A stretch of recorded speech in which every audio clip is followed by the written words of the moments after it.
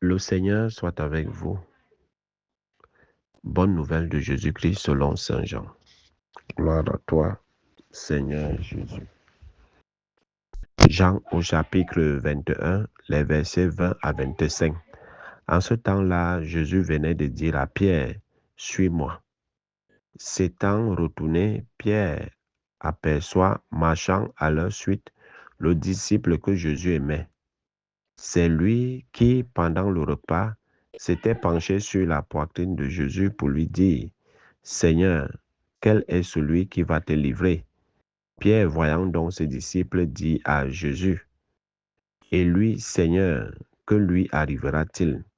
Jésus lui répond, « Si je veux qu'il demeure jusqu'à ce que je vienne, que t'importe, toi, suis-moi. » Le bruit courut donc parmi les frères que ses disciples ne mourraient pas.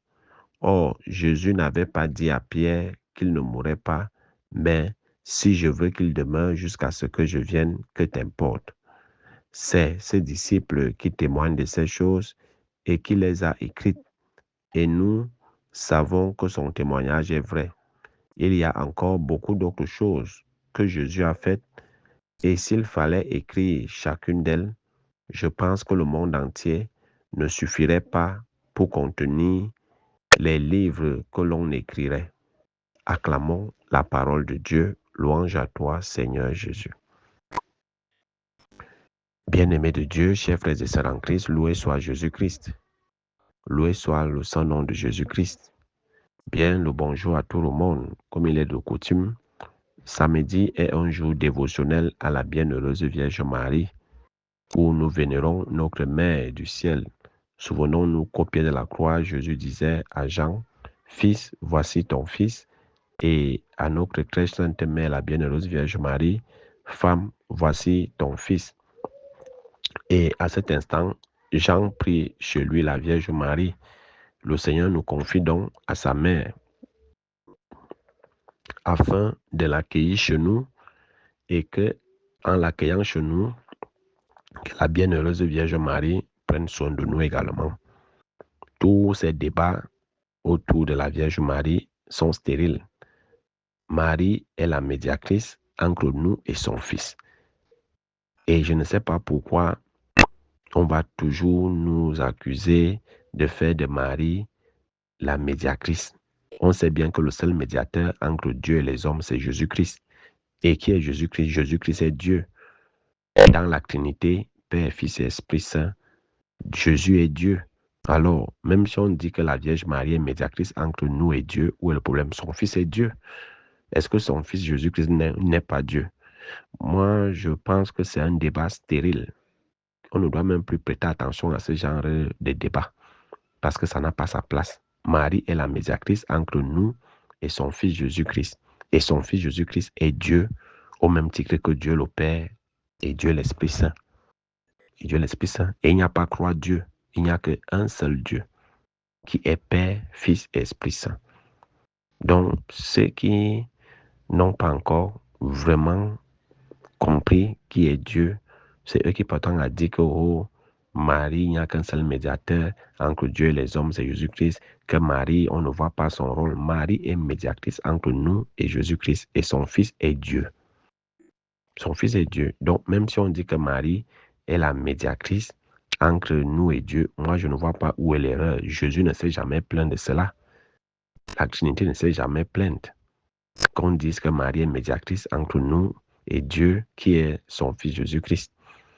Donc, on ne doit pas rougir sur ça. On ne doit pas rougir. Sinon, il n'aurait pas dit, fils, voici ta mère, et femme, voici ton fils. Il ne nous aurait pas dit cela. Aux noces de Cana, Marie n'aurait pas intercédé pour le couple de Cana. Et qu'est-ce que Marie dit aux serviteurs? Faites tout ce qu'il vous dira. Alors, si nous accueillons Marie dans nos vies, dans nos maisons, dans nos familles, elle nous dira, faites tout ce que son Fils nous dit. Et son Fils nous dit quoi? Allons dans les évangiles, allons dans la parole qu'il nous a annoncée. Le Seigneur, Jésus nous a enseigné la parole reçue de son Père et nous a appris à garder les commandements de son Père. Et Marie ne fait aucun obstacle. Elle nous invite à écouter son Fils, qui est le chemin, la vérité et la vie. Elle n'a jamais fait d'obstacle. Elle n'a jamais été un obstacle. Alors moi, je ne vois pas pourquoi je vais rougir quand on dit que c'est monté, Marie est descendue. Moi, je ne dois pas rougir. Donc, nous, catholiques, nous, chrétiens, si on rougit du fait que on dit qu'on fait de Marie la médiatrice entre Dieu et les hommes, moi, je ne vois pas où est le problème. Son Fils est Dieu. Qui est Jésus? Qui est Dieu? Donc, voilà, c'était une parenthèse pour ne plus rougir de notre dévotion à la bienheureuse Vierge Marie. On n'adore pas Marie, on vénère Marie. On vénère Marie, l'adoration appartient à Dieu seul. Alors, dans l'évangile de Jean de ce jour, Jean nous relate que Jésus, hier, après avoir dit à Pierre, suis-moi, après la triple interrogation, Pierre même tu, sois le berger de mon troupeau, sois le berger de mes brebis, sois le berger de mes brebis. Jésus a dit à Pierre, suis-moi. Et en se retournant, Pierre voit Jean et il veut il veut savoir, puisque à travers la triple interrogation de Jésus, Pierre à la fin Jésus à la fin voulait faire savoir à Pierre de quel mort il va glorifier Dieu. Et nous savons que Pierre est mort martyr. Il a été crucifié la tête en bas. Alors Pierre voulait savoir quel serait le sort de Jean. Jean qui était le disciple aimé de Jésus. Alors Jésus lui dit, que t'importe si je veux qu'il soit immortel jusqu'à la récapitulation de toutes choses. Où est ton problème? Toi, suis-moi. Et c'est souvent ça le problème de beaucoup d'entre nous. On s'occupe trop de la vie des autres. On s'occupe trop de la vie des autres au point où on se détourne de notre objectif. Chacun de nous a sa mission. On n'a pas les mêmes missions sur Terre. On n'a pas la même destinée. Mais dès que quelqu'un, avec ses yeux de sorcier, avec ses yeux d'hibou, voit la destinée d'un autre, tout ce qu'il importe, c'est pourquoi tel a cette destinée. Pourquoi tel a une destinée glorieuse? Pourquoi tel a telle grâce? Pourquoi tel aura ceci? Au lieu de s'occuper de ce que Dieu t'a donné, de ce que Dieu attend de toi, on s'occupe de la vie des autres. Arrêtons cette maladie d'occupation. Arrêtons cette maladie d'occupation. Le fait d'avoir cette maladie d'occupation nous empêche de nous concentrer sur la mission pour laquelle nous sommes sur Terre. Parfois, je me demande, est-ce que on se pose la question du pourquoi de mon existence sur Terre? Personne, comme nous l'a dit le vénéré pape Benoît XVI, après son élection en 2025. En 2005, autant pour moi, chacun de nous est le fruit de la pensée de Dieu. Chacun de nous est voulu par Dieu.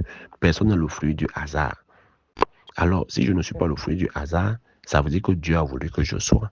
Et si Dieu a voulu que je sois, ça veut dire qu'il m'a assigné une mission. Premièrement, dans ma propre famille. Deuxièmement, au sein de ma communauté, au sein de ma société. Est-ce que on se pose même souvent la vraie question, quel est le but de mon existence sur Terre? Quel est le but de mon pèlerinage sur Terre? La première question de la catéchèse, c'est pourquoi Dieu t'a créé? Et on répond à cette question, Dieu m'a créé pour le connaître, pour l'aimer, pour le servir. Mais beaucoup ne sont même pas conscients de ça. Est-ce qu'on connaît Dieu? Est-ce qu'on l'aime? Est-ce qu'on le sait? Beaucoup n'ont même pas encore réalisé cela. Mais ils passent le temps à s'occuper de la vie des autres. Surtout ce qu'on appelle les sorciers-ci, qui ont des yeux seulement braqués sur la destinée des autres, sur la vie des autres, et même les non-sorciers, parce que tu as mis avec quelqu'un, parce que tu es parti voir les marabouts, On te dit, ton ami avec qui tu marches, il a un grand avenir, ou alors tu pars, au lieu d'aller faire tes pratiques pour toi-même, tu demandes, et mon ami avec qui je marche, et ma collègue avec qui je marche, et mon collègue avec qui je marche, et mon confrère avec qui je marche, lui, qu'est-ce qui lui arrivera? On te dit, oh, lui, il a une grande destinée, il a une grande lumière, il a une grande étoile, il sera ceci. Voilà où la jalousie commence.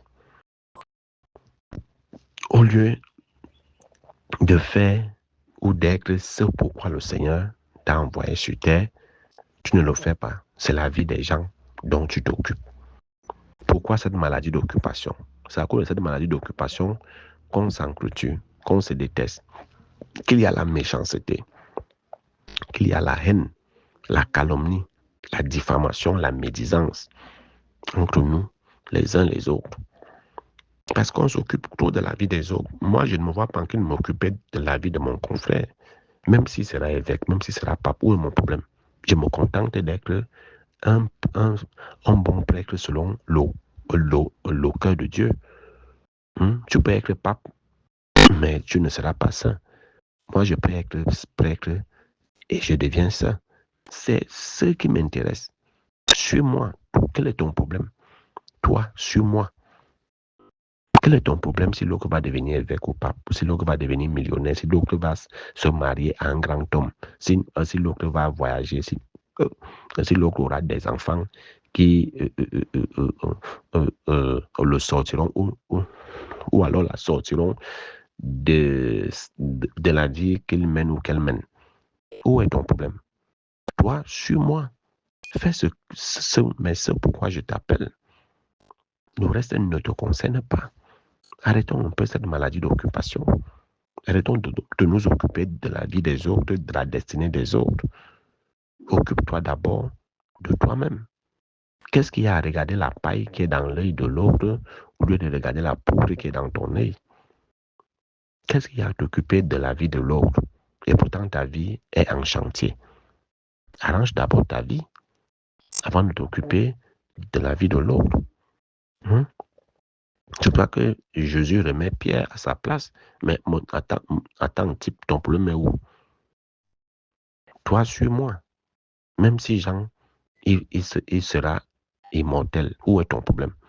Toi, fais ce pourquoi tu es à ma suite. Alors, chers frères et sœurs, n'oublions pas pourquoi nous sommes à la suite du Christ. N'oublions pas pourquoi nous sommes à la suite du Christ. Et qu'est-ce que le Christ attend de nous? Que chacun découvre sa mission. Arrêtons de nous occuper de la vie des autres. Arrêtons d'avoir cette maladie d'occupation. Elle nous détourne de notre mission sur terre. Elle nous empêche, la maladie d'occupation nous empêche de nous concentrer sur notre mission, sur ce pourquoi nous sommes sur terre. Arrêtons un peu. Concentrons-nous sur notre but sur terre, le pourquoi nous sommes là sur terre. Concentrons-nous sur ça. Est-ce qu'on est le fruit du hasard? Non. On n'est pas le fruit du hasard. On est bien le fruit de la pensée de Dieu. Et si nous sommes là, c'est parce que Dieu a voulu qu'on soit là. Et pour une mission particulière et précise. Remplissons notre devoir et notre mission sur terre. Arrêtons de regarder la vie des autres, de nous occuper de la vie des autres. Que l'Esprit Saint que nous allons recevoir dès ce soir pour la veillée de la Pentecôte et demain à la Pentecôte nous donne la grâce de nous concentrer sur notre mission sur cette terre et non pas sur la vie des autres et non pas sur ce que seront ou devraient être les autres. Occupons-nous de notre mission, de notre vie, pour plaire à Dieu, pour faire sa volonté, pour sa plus grande gloire et le salut des âmes, que nous sommes appelés à conduire vers le Seigneur. Donc arrêtons de regarder la vie des autres, de nous poser les questions, mais pourquoi l'autre et pas moi? On n'a pas la même mission. Jean et Pierre n'ont pas la même mission. Pierre a sa mission particulière, Jean a sa mission particulière. Déjà que ce n'est pas à Jean, même si Jésus aimait Jean plus que les autres, ce n'est pas à Jean qu'il a dit tu es Pierre et sur cette pierre je bâtirai mon église. Mais c'est bien et bien à Pierre à qui il a dit tu es Pierre et sur cette pierre je bâtirai mon église.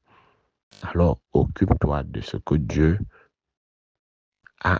de ce que Dieu t'a assigné et de ce que Dieu attend de toi. Arrête de t'occuper de la vie des autres. Arrête de t'occuper de la vie des autres. Dieu a des projets pour toi comme il a des projets pour l'autre, mais vous n'avez pas la même mission. Non, vous n'avez pas la même mission. Donc, cesse de savoir qu'est-ce qui adviendra à l'autre. Arrêtons d'aller consulter les marabouts pour voir qu'est-ce que sera tel et tel. Occupe-toi de ta vie. Si tu veux faire tes pactes et tes alliances avec les marabouts, va regarder ta vie, mais ne pas regarder la vie des autres. C'est comme ça que la sorcellerie commence. C'est comme ça que la jalousie commence. C'est comme ça que la haine commence. C'est comme ça que la diffamation, les problèmes, les bâtons dans les roues commencent. Parce que on ne s'occupe pas de ces oignons, on s'occupe de la vie des autres. Que la Vierge Marie nous préserve de cette mauvaise habitude qui nous empêche de nous concentrer sur ce que Dieu attend de nous, mais qui nous pousse à toujours regarder la vie des autres. Que l'Esprit Saint nous guide et nous éclaire sur notre propre mission et non pas sur ce que serait la vie des autres et ce que Dieu attend des autres.